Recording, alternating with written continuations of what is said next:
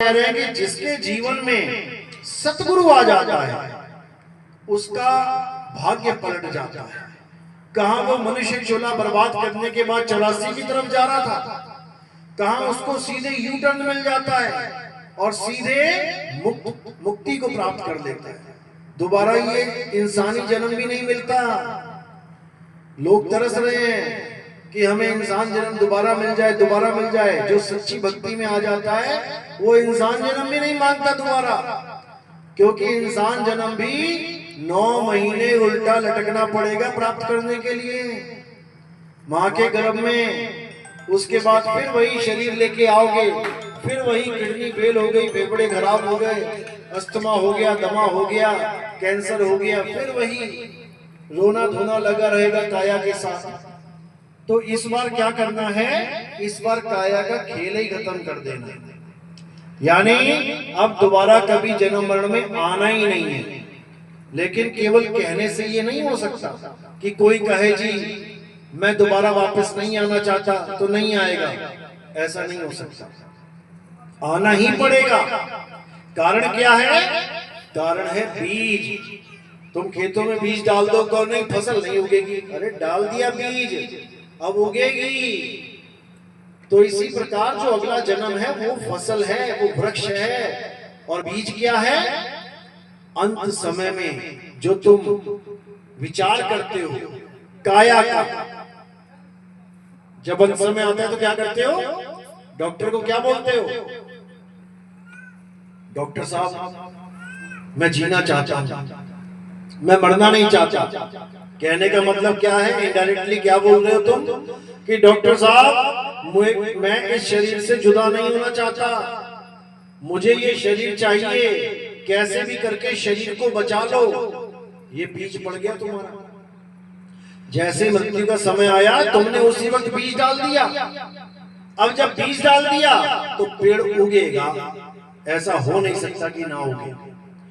तो जब तुम ये कह रहे होते हो कि मैं मरना नहीं चाहता, असल में वो अविनाशी जीव जो कभी मरेगा ही नहीं, कहते हैं ना ईश्वर अंश जीव अविनाशी, जो अविनाशी जीव है वो कहना चाह रहा है कि मैं मरना नहीं चाहता। अरे तू चाहकर भी नहीं मर पाएगा, तू है ही अविनाशी। तो फिर वो किसकी आस में बैठा है? मैं मरना नहीं चाहता किसके लिए बोल रहा है ये लाइन? ये काया के लिए बोल रहा है कि मेरी काया ना खत्म हो, प्रभु बचा लो। लेकिन ऐसा होने वाला नहीं है। अरे यहाँ राम जी की काया नहीं बची, कृष्ण जी की काया नहीं बची, यहाँ सब काया लेके आए और काया छोड़ के चले गए। तू कहां बचेगा? तेरी काया भी मिट्टी में मिलेगी। लेकिन तेरे पास एक ऑप्शन है। क्या ऑप्शन है? कि इससे पहले कि काया खत्म हो तू बिना काया के रहना सीख ले। बस यही ऑप्शन है। इससे पहले कि देह खत्म हो तू विदेह हो जा, तू शरीर के बिना रहना सीख ले। तुझे समझ में आ जाए कि ये शरीर खत्म होगा तो मैं कहां रहूंगा। अगर ये बात तुम्हारे समझ में आ गई तो समझ लो कि काम बन जाएगा। उसके बाद तुम मरोगे नहीं। क्या करोगे? काया छोड़ेंगे। काया छोड़ना और मरना, इसमें जमीन आसमान का अंतर है। काया छोड़ने का मतलब है कि मैंने काया पकड़ी हुई थी, छोड़ दी। मैं थोड़ी नहीं मरा। कौन मरा? काया मरी। मैंने गिलास पकड़ा हुआ है, छोड़ दिया। गिलास कहां गया? गिर गया। मैं थोड़ी नहीं गिर गया, मैं वहीं का वहीं हूं। मैंने इस पत्ते को छोड़ दिया, गिर गया, मैं वहीं का वहीं हूं। इसी प्रकार जब आत्मा शरीर को छोड़ना सीख जाती है तब शरीर तो गिर जाता है, लेकिन आत्मा वहीं की वहीं रहती है, अचल स्थिर। गीता पढ़ो, क्या लिखा है उसमें? हे अर्जुन, ये आत्मा अचल है, अडोल है, ये सदा स्थिर रहने वाली है, ये चलती नहीं है। कि सोचो कि आज जम्मू में कल पंजाब पहुंच जाएगी, नहीं पहुंचेगी। ये अचल है। कौन पहुंच रहा है? काया पहुंच रही है, शरीर पहुंच रहा है। जैसे घड़ी की सुइयां चलती हैं, देखा ना दिन में कितनी बार चल रही हैं, 1 से लेके 12 तक चली रही हैं, सुइयां चल रही हैं, लेकिन सुइयां जिसमें जुड़ी हुई हैं, कील, एक कील भी है घड़ी में, जिस कील में तीनों सुई जुड़ी हुई हैं, तो सुई तो चल रही है, कील भी चल रही है क्या? कील नहीं चल रही है, वो अचल है, उस कील को पकड़ना है। इसीलिए साहिब कह रहे हैं कि सब उसकी भक्ति में लग गए जो चल रहे हैं। राम जी चल रहे हैं, श्याम जी चल रहे हैं, हनुमान जी चल रहे हैं, शेरा वाली माता चल रही है, पीर पैगंबर चल रहे हैं, सब नबी चल रहे हैं, सब गुरु साहिबान चल रहे हैं, सब चल की भक्ति में लग गए, लेकिन अचल कील को कोई नहीं समझ पाया, अचल आत्मा को कोई नहीं समझ पाया। उसी को समझाया जा रहा है। क्या बोल रहे हैं? कह रहे चलती चक्की देख के और दिया कबीरा रोए, 2 पाटों के बीच में, अरे साबुत बचा न कोई। ऐसी भक्ति में लग गए हम लोग जो 2 पाटों के बीच में खुद ही नहीं बचे। कौन बचा यहाँ पे? बता दो कोई बचा हो तो। जिसकी हम पूजा कर रहे हैं, सबके सब आए चले गए, शरीर छूट गया, मिट्टी में मिल गया। कहते हैं एक पाट धरती चले और एक चले आसमान, इन दोनों के बीच में पिस गया सकल जहान। बता दो कोई नहीं पिसा हो तो? सारे पिस गए। क्यों? क्योंकि सब चल रहे हैं। जो चल रहा है वो एक दिन खत्म होगा।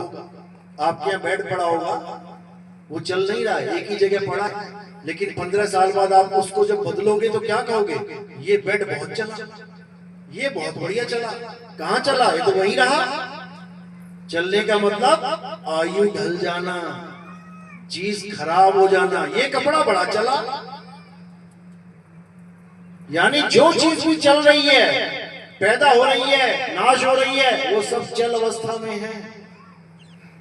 और जो नहीं चल रही है वो क्या है? केवल आत्मा है, जिसका कभी जन्म नहीं होता, जिसकी कभी मृत्यु नहीं होती।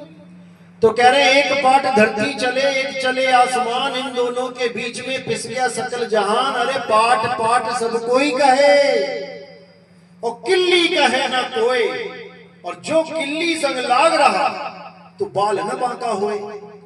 हम उसकी पूजा कर रहे हैं जो चल रही है, घूम रही है, सबको पीस रही है। करनी किसकी है? उस किल्ली की, जो दाना कील के पास आ गया, युगो युग चक्की चलती रहे, वो पीसा नहीं जाएगा, बच जाएगा। यानी अगर तुम्हें आत्म ज्ञान हो गया, तुम अचल आत्मा में स्थिर हो गए, तो भले लाखों करोड़ों अरबों साल ये दुनिया चलती रहे, लेकिन तुम्हारे लिए नहीं चलेगी। वो दाना जो कील के पास चला गया, लाखों साल चक्की चलती रहे, लेकिन उसके लिए वो चक्की नहीं है, वो निकल गया, निकल गया वो।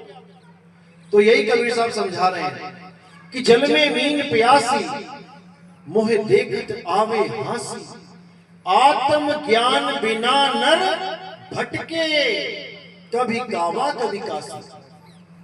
साहिब कह रहे हैं कि आत्म ज्ञान के बिना नर भटक रहा है। कहां भटक रहा है? कभी काबा कभी काशी। मुसलमान भाई है तो काबा को दौड़ा जा रहा है, हिंदू भाई है तो काशी की तरफ भागा जा रहा है। पूछो भैया क्यों भाग रहे हो? बंदगी करेंगे, पूजा करेंगे, पाठ करेंगे, भगवान के पास जाएंगे। अरे भगवान कहीं वहां थोड़े नहीं बैठा है कि काबा में बैठा है या काशी में बैठा है। भगवान परमात्मा अल्लाह वाहिगुरु गॉड वहां नहीं है जहां तुम भागे जा रहे हो। वो कहां है? वो तुम्हारी आत्मा में विराजमान है, वो तुम्हारी आत्मा में बैठा है। क्योंकि जहां पर वो बैठ जाता है वो जगह अमर हो जाती है। जहां प्रधानमंत्री रहने लग जाता है वो बिल्डिंग सिक्योर्ड हो जाती है, वहां पंछी भी पर नहीं मार सकता, समझ लो। और जो तुमने भगवान के घर बना दिए हैं वहां पर कभी भी डाका पड़ जाता है, कभी भी चोरी हो जाती है, कभी भी बुलडोजर चल जाता है, कभी भी भूकंप आता है, गिर जाता है। अखबारों में देखो, पुराने मंदिर में चोरों ने गल्ला उठा के चोरी कर ली। बताओ, भगवान के सामने गल्ला पड़ा और भगवान रोक ही नहीं पाया, गल्ला ही उठ गया। मंदिर में से घंटी चोरी हो गई पीतल की, मंदिर में से त्रिशूल चोरी हो गया, अरे बाकी छोड़ो, मंदिर से भगवान ही चोरी हो गया, अष्ट धातु की मूर्ति भी चोर उठा के ले गए। ऐसा कैसा भगवान है भाई जो अपनी भी रक्षा नहीं कर पा रहा है? लेकिन समझ में नहीं आ रहा है, क्योंकि हमें पता ही नहीं भगवान कहाँ है। तो जिसने जैसा बताया वैसा लग गया। अब ये गिलास है, अगर कोई आ जाए कह दे कि ये गिलास परमात्मा है, तो कहो इसको भी टीका लगा के पूजा होने लग जाए। अब तुम कहोगे हम तो नहीं मानेंगे गिलास को परमात्मा, तो मान तो लिया ना पत्थर को परमात्मा। तुमने मान लिया पत्थर को राम जी, पत्थर को श्याम जी, पत्थर को हनुमान जी, माना कि नहीं माना? मान लिया। क्या राम जी पत्थर के थे? क्या श्याम जी पत्थर के थे? या हनुमान जी पत्थर के थे? दिखा दो इतिहास में कहीं लिखा हो तो। एक औरत के बारे में बता रखा है कि वो पत्थर की हो गई थी। कौन? अहिल्या। वो तो समझ में आती है बात कि भैया वो पत्थर की हो गई थी, उसकी पत्थर की मूर्ति बनाओ, समझ में आता कि हाँ ऐसी थी वो। और तुमने राम को भी पत्थर बना दिया, श्याम को भी पत्थर बना दिया। राम जी तो वो थे जिन्होंने पत्थर की अहिल्या पे पैर लगाया और वो पत्थर से इंसान हो गई। यानी भगवान वो है जो पत्थर को भी इंसान बना दे, और इंसान वो है जो भगवान को भी पत्थर बना दे। बड़ा कौन है? कौन है बड़ा? यानी कि अज्ञानता है।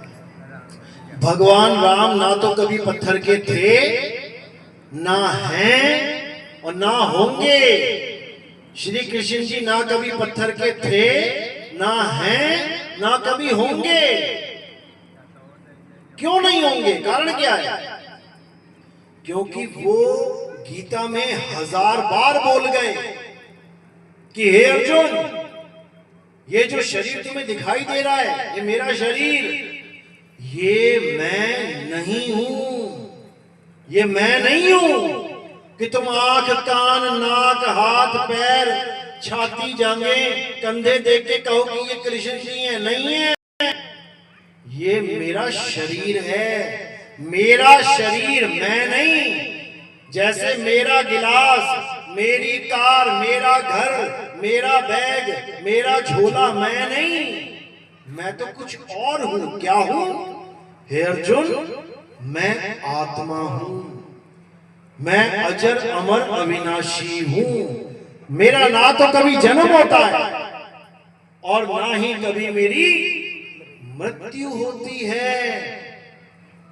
जैसे मैं अमर हूं, वैसे ही तू भी अमर है। तू भी शरीर नहीं है कि तू अपने आप को शरीर मान रहा है। ना तू शरीर है, ना मैं शरीर हूं। क्यों? शरीर तो मिट्टी की ढेरी है। मिट्टी की ढेरी है शरीर, तुम नहीं हो। तुम कौन हो? आत्मा हो, जो इस मिट्टी को चला रही है। देखो कैसे मिट्टी का हाथ उठ रहा है। देखो किसकी वजह से? आत्मा की वजह से। देखो पंखा चल रहा है किसकी वजह से? करंट की वजह से। तो ये आत्मा इतनी जबरदस्त चीज है कि इसने मिट्टी के शरीर को जिंदा कर रखा है। और जैसी आत्मा शरीर को छोड़ देती है, ये मिट्टी की ढेरी वहीं गिर जाती है जमीन पर। फिर जितना मर्जी बोल ले, पापा उठो, मम्मी उठो, भाई उठो, वो ना उठने वाला। क्योंकि जो इसको चला रहा था उसने इसको छोड़ दिया। पंखा चल रहा है, जैसे करंट गया, बत्ती चली गई, बिजली गई, अब तुम 1000 बार कह दो पंखे को घूम ले भाई, घूम जा भाई, वो ना घूमता। क्योंकि जो उसको घुमाने वाला था वो चला गया। इसी प्रकार जो हमारी आत्मा है, ये हमारा असली स्वरूप है। और ये जो हमारी काया है, ये नकली स्वरूप है। आदमी औरत नकली स्वरूप है, बच्चा बूढ़ा जवान नकली स्वरूप है। समझ लो इस बात को। नकली स्वरूप मरेगा, क्योंकि मरा ही हुआ है। ये काया जिंदा नहीं है, ये काया मरी हुई है, लेकिन आत्मा की वजह से जिंदा लग रही है। जैसे एक कार जिंदा है कि मरी हुई है? कार जिंदा है कि मरी हुई है? कार में आत्मा होती है क्या? नहीं होती, मरी हुई है। लेकिन तुमसे तेज भागती है। तुम भागोगे 20 की स्पीड में, वो भागेगी 120 की स्पीड में। तुम जिंदा हो के नहीं भाग पा रहे हो, मुर्दा हो के भाग रही है, अपने आप भाग रही है क्या? कोई भगा रहा है, कोई उसको भगा रहा है। जो उसको भगा रहा है, जब उसका स्विच ऑफ करके बाहर आ जाए, चाबी निकाल के बाहर आ जाए, तो वो मुर्दा है। मुर्दा वो अब भी है जब भाग रही है, और मुर्दा वो तब भी हो जाएगी जब रुक जाएगी। लेकिन आभास ऐसा हो रहा है कि नहीं, अभी तो जिंदा है। यानी हमारे भाई बहन चाचा भतीजा जितने बैठे हैं, लग रहा है मेरी माँ तो जिंदा है, हाँ मेरा लड़का जिंदा है, मेरी अम्मी जिंदी है, मेरा ये जिंदा है, मेरा वो जिंदा है। हमें आभास हो रहा है, लेकिन ये मुर्दा है। केवल दिल धड़क रहा है, सांसें चल रही हैं, नब्ज चल रही है, जिंदा है।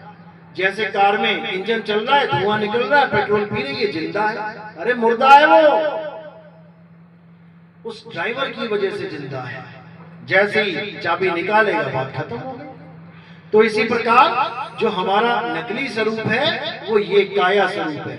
जब हम काया नहीं है, तो हमारा भगवान भी काया का नहीं है। याद रखो, हम मिट्टी नहीं है तो हमारे राम जी भी मिट्टी नहीं है, हमारे श्याम जी भी मिट्टी नहीं है, हनुमान जी भी मिट्टी नहीं है। वो सब क्या है? आत्मा है। तो कबीर साहब ने दोहे के माध्यम से समझाया कि राम कबीरा एक हैं और कहन सुनन में दो, दो करके वो जानते जिन्हें सतगुरु मिलाना हो। देखने में राम और कबीर एक धनुष बाण लेके खड़े हैं और एक अपना आसन में बैठे हैं, दाढ़ी मूंछ टोपी वाले। अब अगर किसी अज्ञानी को बोलोगे कि ये एक है कि दो, वो कहेगा दो है। लेकिन जब किसी ज्ञानी से पूछोगे एक है या दो, तब वो आत्म तत्व को देखते हुए क्या कह देगा? एक ही है, एक ही है। जैसे 1000 पंखे चल रहे हैं, तो अज्ञानी क्या सोचेगा? 1000 पंखे अलग अलग तरह से चल रहे हैं, अलग अलग ताकत से चल रहे हैं।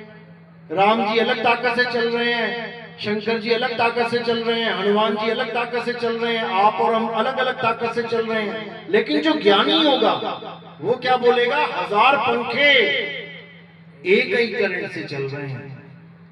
ये है ज्ञान। वहां पर द्वैतवाद खत्म हो जाता है, वहां पर दो का काम ही खत्म हो जाता है। तो कह रहे हैं कृष्ण करीमा एक हैं, वो कहन सुनन में दो, दो करके वो जानते जिन्हें सतगुरु मिलाना हो। जब तक तो पवित्र ज्ञान आपको दुनिया से मिलता रहेगा, मंदिर चले जाओ, मस्जिद चले जाओ, गुरुद्वारे चले जाओ, चर्च चले जाओ, यहाँ चले जाओ, वहां चले जाओ, कहीं भी चले जाओ, तुम्हें कोई भी ज्ञान मिलता रहेगा। वो सब ज्ञान पवित्र ज्ञान में आता है। पवित्र ज्ञान का मतलब क्या है? कि तुम नशों से दूर हो जाओगे, गांजा भांग अफीम से दूर हो जाओगे, तुम चोरी से, तुम डाका डालने से, तुम नशों से, तुम मीट मांस खाने से दूर हो जाओगे और भगवान के प्यारे कहलाओगे। तुम मंदिर जाओगे, रोज जा रहे हो, रोज, भले मंदिर जाने से मुक्ति नहीं मिलती, लेकिन तुम रोज जा रहे हो। बारिश हो, धूप हो, कुछ भी हो, तूफान चले, तुम जा रहे हो, अब तुम्हारे ऊपर टैग लग जाएगा कि ये बंदा बड़ा भगत है, ये बोलेगा बहुत तगड़ा भगत है। कुछ भी हो जाए, कांवड़ लेने जाता है ये, तो चाहे बारिश कितनी हो जाए, जा रहा है। तो एक टैग लग गया तुम्हारे ऊपर कि ये भगत है, यानी ये एक पवित्र आत्मा है। 5 टाइम नमाज पढ़ने वाला कोई मुसलमान है, तो बाकी लोग जो नहीं पढ़ते हैं 5 टाइम, वो क्या कहेंगे? ये बंदा भाई 5 टाइम वाला नमाजी है, ये तो ये बड़ा भगत है, ये बड़ा पवित्र आत्मा है। ऐसे ही गुरुद्वारे में, चर्च में, यानी तुम्हें टैग मिल जाएगा, तुम्हें एक निशानी मिल जाएगी कि ये एक पवित्र आत्मा है। क्यों? क्योंकि वो ज्ञान आपको पवित्र तो बना सकता है, लेकिन वो ज्ञान आपकी मुक्ति नहीं करा सकता। कोई कहे कि मुक्ति हो जाएगी, वो नहीं होगी, क्योंकि मुक्ति का भेद कुछ अलग चीज है। मुक्ति का भेद का मतलब है कि तुम्हें ऐसा ज्ञान प्राप्त हो जाए जिसके प्राप्त होने के बाद तुम्हें शरीर की जरूरत ना पड़े, बिना शरीरों के रहना सीख जाओ। जब तक काया है तब तक तो है, लेकिन जैसे ही छूटेगी उसके बाद तुम काया नहीं धारण करोगे। अगर ये ज्ञान हो जाए तुम्हें तो समझ लो कि अब मुक्ति मिलेगी। और अगर तुम केवल राम जी की कहानियां, श्याम जी की कहानियां, माता की कहानियां सुन के सोच रहे हो कि हमारी मुक्ति हो जाएगी, फिर ना होती। याद रखो, माता के पास भी शेर है, 84 माता के पास भी है, शंकर जी के पास बैल है, 84 उनके पास भी है, कृष्ण जी के पास गाय है, 84 उनके पास भी है, गणेश जी के पास चूहा है, 84 उसके पास भी है, लक्ष्मी के पास उल्लू है, 84 उसके पास भी है। 84 कटेगी नहीं। उल्लू बनना पड़ जाएगा, चूहा बन जाओगे, नंदी बन जाओगे, गाय बन जाओगे, भोले शंकर का सांप बन जाओगे, लट पड़ेंगे सर से। मंदिर में भले पूजा जाता हो सांप, कभी निकल जाए ना गली में, फिर तुम्हें पता आएगा भोले का है कि किसका है, फिर तो लट्ठी पड़ेंगे, भोला भोला भूल जाओगे सर, समझ लेना। तो इसीलिए क्या करना है, अब सारी 84 को किनारे कर देना है, हर प्रकार के शरीर को खत्म करना है और अपने आत्म स्वरूप में आ जाना है। वही मुक्ति है, उसी को मुक्ति कहते हैं। तो साहिब समझा रहे हैं, जब लगना चीनोगे आत्म, तब लगना मिली है परमात्म। आत्म चीने परमात्म चीने, संत कहावे सोए, और यह भेद काया से न्यारा। बूझे बिरला कोई, ये काया का खेल ही नहीं है वहां पे, वहां काया वाला खेल नहीं है, वहां आत्मा परमात्मा का खेल है। और परमात्मा का वास कहां है? तुम्हारी आत्मा में ही परमात्मा का वास है। याद रखो इस बात को। घी का वास कहां है? दूध में ही घी का वास है। तुमने भैंस पाल रखी है, 20 लीटर दूध देती है वो दिन में। अब तुम दही लेने, मक्खन लेने, घी लेने मार्केट जाओगे क्या? बाल्टी भर के पड़ी है दूध तुम्हारे अंदर, तुम्हारे घर में। कोई दही लेने जा रहा है मार्केट में तो महामूर्ख ही होगा। कोई मक्खन लेने जा रहा है, महामूर्ख ही होगा। कोई घी लेने जा रहा है, महामूर्ख ही होगा। क्यों? सारा भंडार तो घर में पड़ा हुआ है। अब वो महामूर्ख कौन है? जिसको दूध में से ना तो दही बनाना आता है, ना मक्खन बनाना आता है, ना घी बनाना आता है। वही है महामूर्ख, और दर दर भटक रहा है अपने दूध को छोड़ के। तो इसी को साहिब समझा रहे हैं, ज्यों तिल माही तेल है। तिल की बोरी भरी पड़ी है तुम्हारे यहाँ, तुम्हें तेल निकालना नहीं आता। अब बताओ क्या करोगे? अब मार्केट जाके तेल लेके आओ, और तिल की बोरी भरी पड़ी है, आता ही नहीं निकालना। तो कह रहे ज्यों तिल माही तेल है, और ज्यों चकमक में आग, तेरा साईं तुझ में है, जाग सके तो जाग। अगर तुम जाग गए तो तुम्हारा साईं तुम में ही है, तुम्हारी आत्मा में ही परमात्मा प्रकट हो जाएगा। उसके बाद तुम्हें एक कदम भी नहीं चलना पड़ेगा कि मैं कहीं जाऊं और भगवान को देखने मिलने जाऊं, ऐसा कुछ नहीं। फिर वहीं प्रकट हो जाएंगे साहिब। वो मालिक बंदी छोड़, परमात्मा तुम्हारी आत्मा में विराजमान है। इसीलिए बचपन से गाते भी आए हैं कि तुझ में राम, मुझ में राम, सब में राम समाया, सबसे कर लो प्रेम जगत में कोई नहीं पराया। गाते तो आए हैं, गाते तो ये भजन भी आए हैं, मेरे रोम रोम में बसने वाले राम। तो तुम्हारे रोम क्या मंदिर में लगे हुए हैं? कहां है तुम्हारे रोम? मेरे रोम रोम में बसने वाले राम गा तो लिया, सुरताल में कैसेट बिकवा दी, सारी लाखों करोड़ों में कमा लिए। उसके बाद फिर मंदिर में चले गए पत्थर से माथा फोड़ने अपना। अब बात चल रही है रोम रोम की। रोम है ये, छोटे छोटे रोम। कह रहे मेरे रोम रोम में बसने वाले राम, यानी मेरे दूध में बसने वाले घी।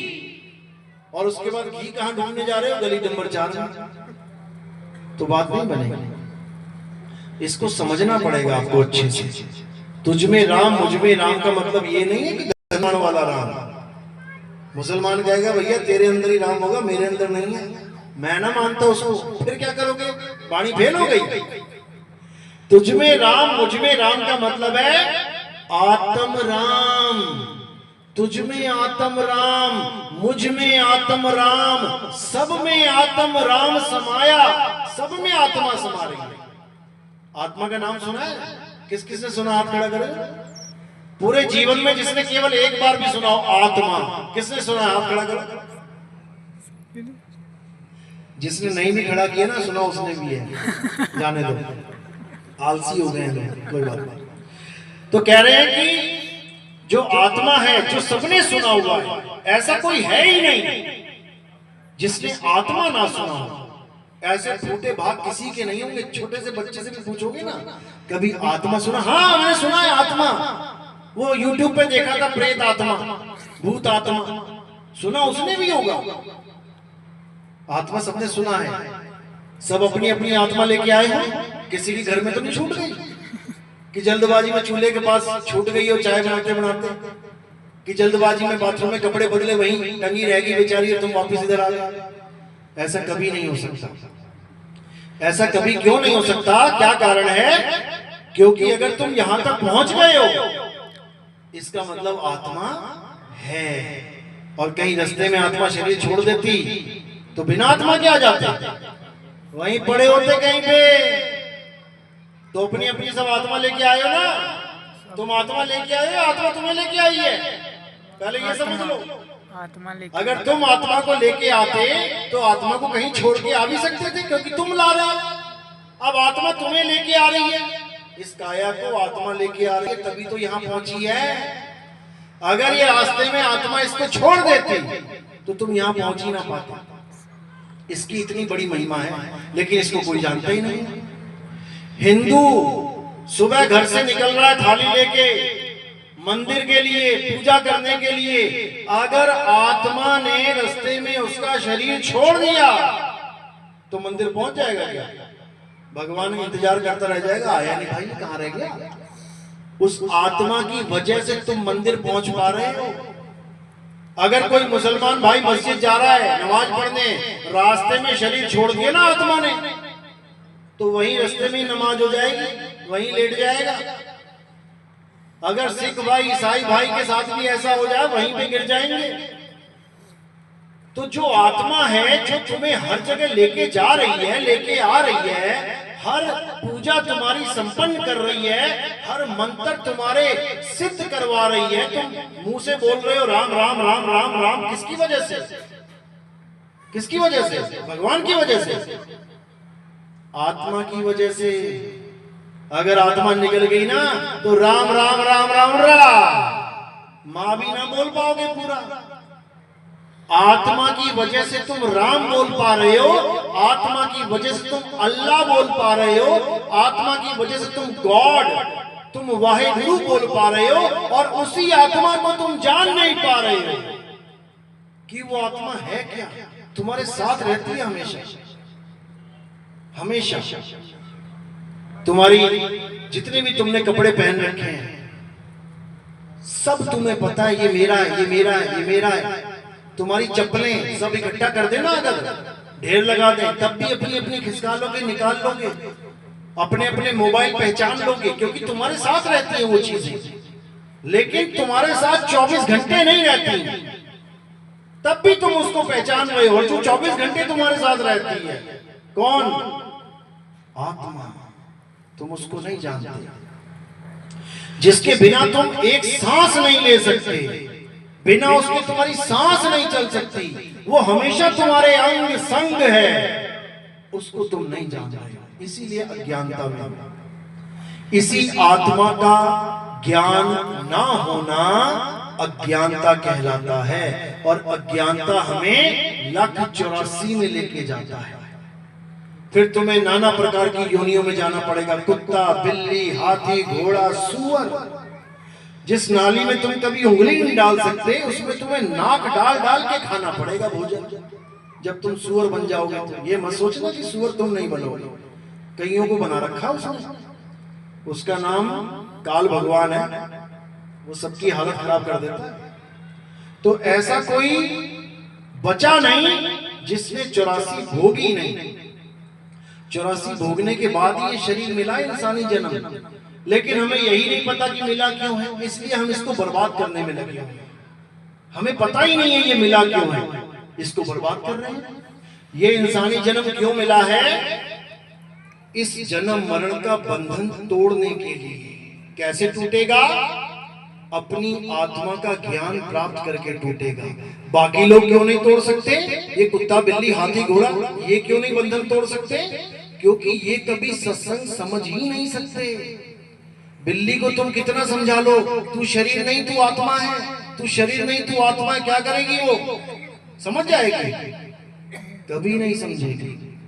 शेर को समझा लो, हाथी को समझा लो, घोड़े को समझा लो, चींटी मच्छी मच्छर को समझा लो, कोई नहीं समझेगा। लेकिन आदमी समझ सकता है, इंसान समझ सकता है। तुम लोग को समझ में आ रही ना बात मेरी? मुंडी हिला रहे ना? हाथ नहीं हिलाते, मुंडी हिलाना आसान है। इसीलिए इंसान जन्म है, इसीलिए मुंडी हिला रहे हो। अगर यहाँ तोते बैठे होते ना तो राम राम तो रट लेते, लेकिन राम को समझ नहीं पाते। तोता भी राम राम रट लेता, तुमसे अच्छा रट लेता है। कहो नाम जपने से मुक्ति हो जाएगी, तुमसे पहले तोते की हो जाएगी।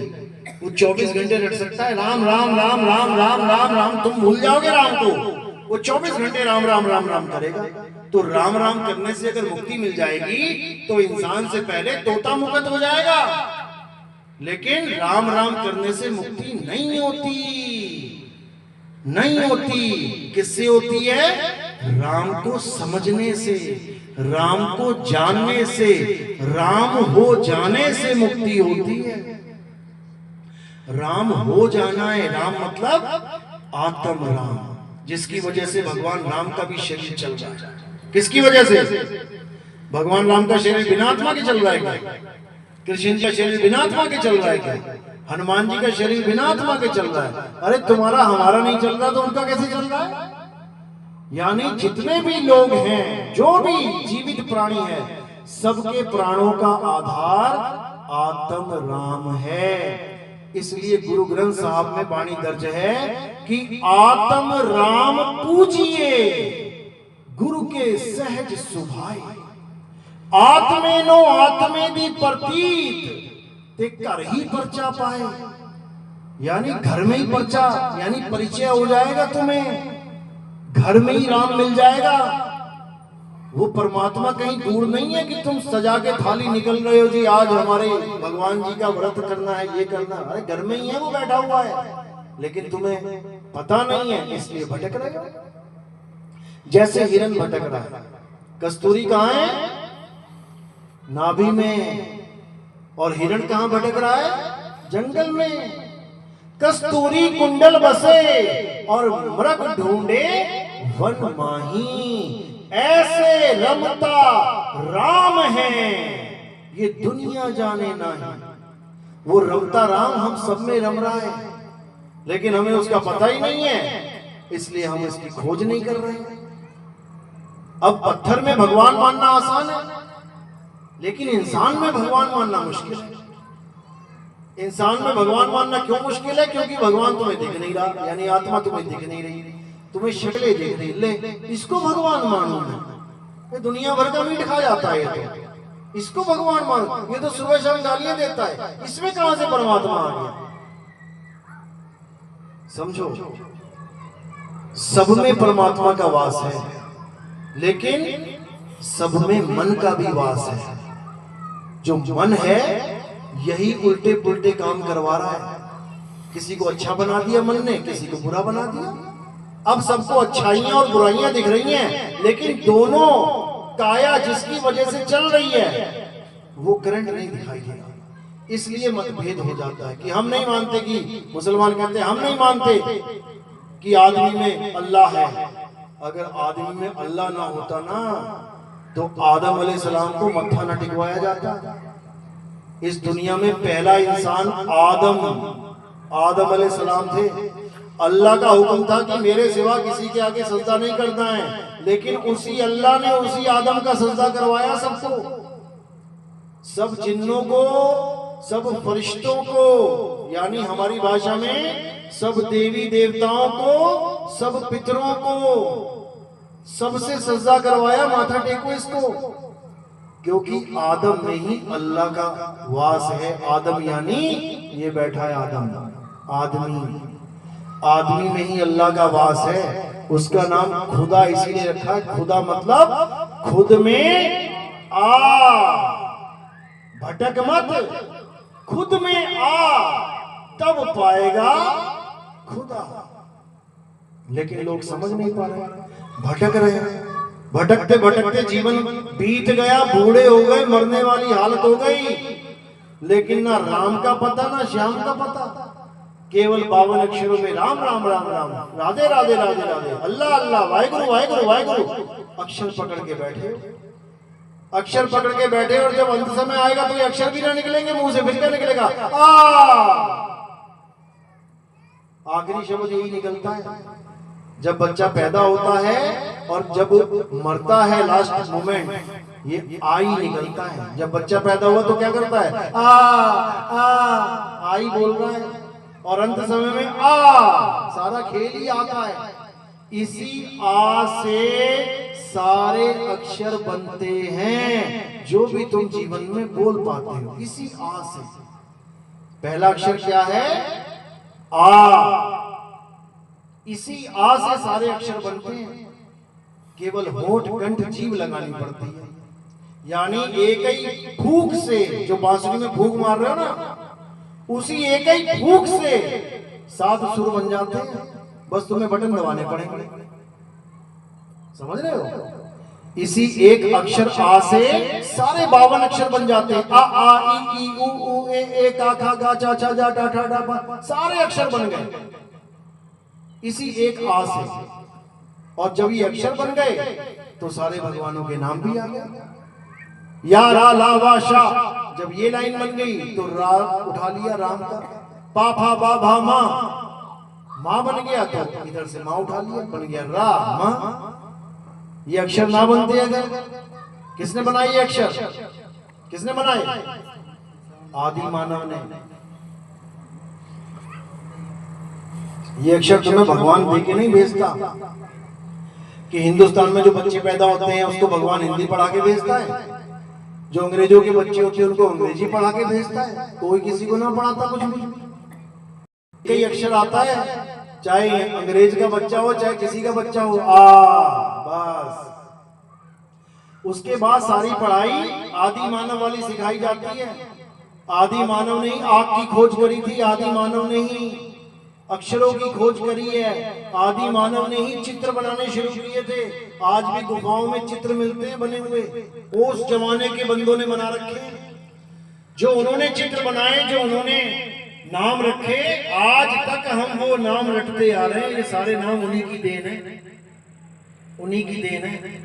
उन्होंने पानी का नाम जल रख दिया ना, तुम जल से जला नहीं बना पाए आज तक, ना तुम जल ही बना पाए। उन्होंने जल बनाया तो तुम भी जल ही रटते आ रहे हो, और तुम्हारे आने वाली जितनी भी पीढ़ियां होंगी वो भी यही रटेंगे स्कूल जाके। का से कबूतर, खा से खरगोश। का से कबूतर नहीं बनेगा, का से कबूतर नहीं बनेगा, कबूतर ही बनेगा।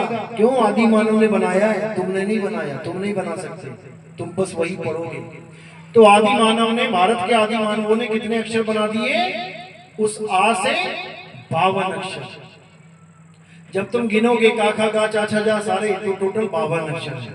और अंग्रेज आदि मानव जो थे, इंग्लैंड अमेरिका वाले, उन्होंने कितने अक्षर बना दिए?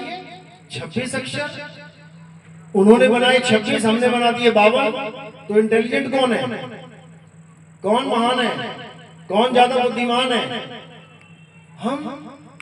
हमने दुगने बना दिए, 26 दूनी 52, हमने 52 बना दिए। वो बेचारे 26 से 27 ने बना पाए आज तक। और वही अक्षर को पकड़ पकड़ के आज सारा समाज पढ़ रहा है, लिख रहा है, भगवानों के नाम रख रहा है।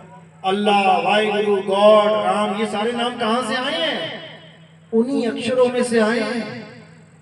अगर आदि मानव भी भेड़ बकरियों की तरह, शेर हाथी चीतों की तरह बिना अक्षर बनाए रहता तो किसका नाम होता? कौन से भगवान का नाम होता? अरे तुम्हारा नाम ना होता कुछ भी।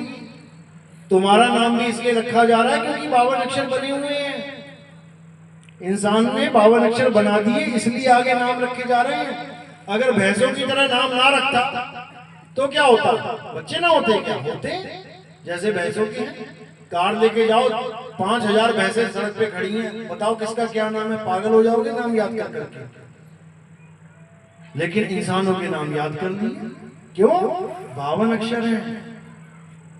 तो कबीर साहब यही समझा रहे हैं कि 52 अक्षर जीव आधारा, आदि अक्षर जीव्या से न्यारा, वाही को सत सिमरण कहिए, और सिमर सिमर नर पुत्र पारा।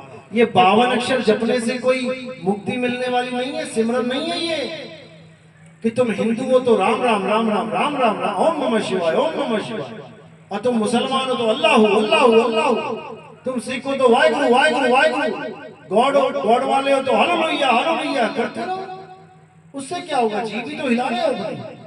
और जिस दिन जीव कट गई उस दिन राम का नाम भी गया, श्याम का नाम भी गया, अल्लाह का नाम भी गया, वाहिगुरु भी गया, सारे नाम खत्म। अब करते रहो तो क्या अल्लाह तुम्हारी सुनेगा? नहीं। गूंगों की क्या भगवान सुनता नहीं है? गूंगा बोल नहीं पाता, कभी आरती नहीं गा पाता, कभी नाम नहीं जप पाता, तो क्या गूंगा भगवान का बच्चा ही नहीं रह गया? यही अज्ञानता है, यही अज्ञानता। अरे वो चींटी भी मालिक से अरदास करती है, उसकी मदद होती है। कुत्ता भी, बिल्ली भी, कोई भी कहीं भी दुविधा में फंसता है, देखो कैसे अरदास करता है। कुत्ते को कुएं में फेंक दो तुम्हें पता लग जाएगा अरदास कैसे होती है। सच्चे दिल से अरदास, रोएगा वो, जो रोना है वही सच्चे दिल की अरदास है, वो मालिक सुनता है। तुम्हारी राम राम श्याम श्याम नहीं सुनता वो। इसीलिए नानक साहब कह रहे हैं राम राम करता ये जग फिरे, राम न पाया जाए। इसी प्रकार वाहिगुरु वाहिगुरु करता ये जग फिरे, अब वाहिगुरु पाया ना जाए, क्योंकि वाहिगुरु पाने का रास्ता कुछ और है, नाम जाप नहीं है। कबीर साहब कहते हैं मोह को कहां ढूंढे रे बंदे, मैं तो तेरे पास में, नाम है जप में। पहले तो जपना छोड़ो। अगर अल्लाह को पाना है तो मुसलमान भाई अल्लाह अल्लाह जपना छोड़ दें। अगर राम को पाना है हिंदू भाई राम राम जपना छोड़ दें। अगर वाहिगुरु को पाना है सिख भाई वाहिगुरु वाहिगुरु करना छोड़ दें। अगर गॉड को पाना है तो ईसाई भाई ये अल्लाह अल्लाह ये जो भी हालेलुया कर रहे हैं वो छोड़ दें। जब वो छोड़ देंगे तो क्या होगा? तब खोज शुरू होगी। जब तुम्हें प्यास लगती है तो क्या जपते हो? कौन सा नाम जपते हो? जब प्यास लगती है नाम जपता है कोई? 5 नाम है, जल वाटर नीर तोय पानी। इनमें से कौन सा नाम जपोगे जब प्यास लगेगी? पानी पानी पानी पानी पानी पानी पानी पानी पानी पानी जपते रहो। वाटर वाटर वाटर, नीर नीर नीर, तोय तोय तोय, जपते रहो। जब तक जपोगे वो पानी कभी मिलेगा ही नहीं। तो क्या करना पड़ेगा? पानी को पानी पानी पानी करना, जपना छोड़ना पड़ेगा। उसके बाद किसी से पूछना पड़ेगा। भरी गर्मी में जा रहे हो तुम, गला सूखा पड़ा है, अनजान शहर है, प्यास लगी है बहुत कस के, क्या करोगे? गली में पानी पानी जपोगे? बिल्कुल नहीं। कोई आदमी खड़ा मिलेगा, उससे पूछोगे भैया नल है कहीं पे? भैया पानी कहाँ मिलेगा? वो बताएगा 4 गली छोड़ के ना दाएं मुड़ जाना, वहां नल लगा है। उसके बाद एक बार भी ना पानी पानी जपोगे तुम, पूछोगे भी नहीं दोबारा, भागे जाओगे बिना नाम लिए उसका, सीधे वहां पहुंच के हैंडपंप गेड़ा पानी पिया, तब जाके पानी की प्राप्ति होगी। इसी प्रकार अगर राम को पाना है तो राम राम करना छोड़ना पड़ेगा। वाहिगुरु को पाना है वाहिगुरु वाहिगुरु करना छोड़ना पड़ेगा। अल्लाह को पाना है अल्लाह अल्लाह करना छोड़ना पड़ेगा। और करना क्या पड़ेगा? उस राम को खोजना पड़ेगा। वो है कहाँ? किसी से जानकारी प्राप्त करनी पड़ेगी कि पानी कहाँ मिलेगा। गुरु से पूछना पड़ेगा, महाराज जी ये राम कहाँ मिलेगा, बता दो मुझे। तो गुरुजी ये नहीं बताएंगे कि अयोध्या चले जाना, मंदिर में माथा टेक आना, वहां राम नहीं मिलेगा। राम कहाँ है? तेरे घट में बसे भगवान। तू पर्दा क्यों ना खोले, पर्दे के पीछे है राम। तेरे अंदर राम बसा हुआ है। और याद रखना, जब तक राम बसा है ये चांद तब तक ही जलेगी। और जिस दिन राम ने चाम को छोड़ दिया, ये वहीं देरी हो जाए। तो कबीर साहब यही समझा रहे हैं, अरे चाम के महल में बोलता राम है और तू राम और चाम को छीन भाई। इस चमड़े को राम मत समझ लेना, ये हड्डी मांस बाल खाल इसको राम मत समझ लेना। ये मिट्टी है, मिट्टी में मिल जाएगी। असली राम वो है जो इस मिट्टी को चला रहा है, जो राम को भी चला रहा है, जो श्याम को भी, हनुमान को भी चला रहा है, जो तुम्हें चला रहा है, मुझे चला रहा है, उसको जानना है। वो है सबका करता धरता, लेकिन नहीं समझ में आता, इसलिए हम अज्ञान में उलझ जाते हैं। लेकिन फिर भी हम कहते हैं कोई बात नहीं, कुछ नहीं से कुछ भला। अरे तुम्हें कोई डॉक्टर नहीं बना पा रहा है तो कम से कम पहली क्लास, दूसरी, तीसरी, पांचवी करवा दी तब भी अच्छा है। तो डॉक्टर बनाने वाला गुरु जब मिलेगा तो तुम्हारी सारी पुरानी किताबें खत्म। जैसे जैसे आगे बढ़ते जाओगे पुरानी वाली किताब कहाँ जाती है, कहाँ रख देते हो? रद्दी में बेच देते हो। पांचवी पास हो गए, छठी में चले गए, अब क्या करोगे? पांचवी वाली खत्म। 10वीं पास हो गए, 11वीं में चले गए दूसरे शहर में पढ़ने, अब 10वीं वाला स्कूल, 10वीं वाले टीचर, 10वीं वाली किताबें, वर्दी सब खत्म, बदल गया। तो इसी प्रकार जो आगे बढ़ता है वो पीछे वाले ज्ञान को छोड़ता जाता है। तो दो प्रकार के ज्ञान हैं, एक पवित्र ज्ञान, एक मूल ज्ञान। पवित्र ज्ञान में दुनिया में आज तक जो तुम्हें प्राप्त हुआ है उसको पवित्र ज्ञान कहते हैं। और मूल ज्ञान जो आत्मा का ज्ञान है, जिसके कारण तुम्हें यह समझ में आ जाएगा कि मैं चल कैसे रहा हूं, मेरा हाथ उठ रहा है तो क्यों उठ रहा है, कैसे उठ रहा है, मुट्ठी बंद हो रही है तो कैसे हो रही है, कौन है जिसकी वजह से ये सब हो रहा है, तुम उसको जान लोगे। और वही राम है, उसी के कारण ये सारा संसार चल रहा है।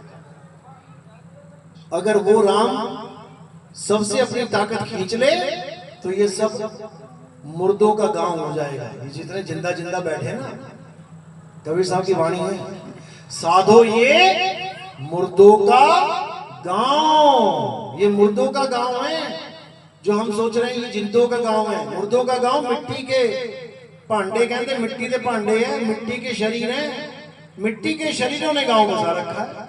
मिट्टी मुर्दा होती है, मुर्दों का गांव है। और जो जिंदा है आत्मा, उसका किसी को पता ही नहीं है।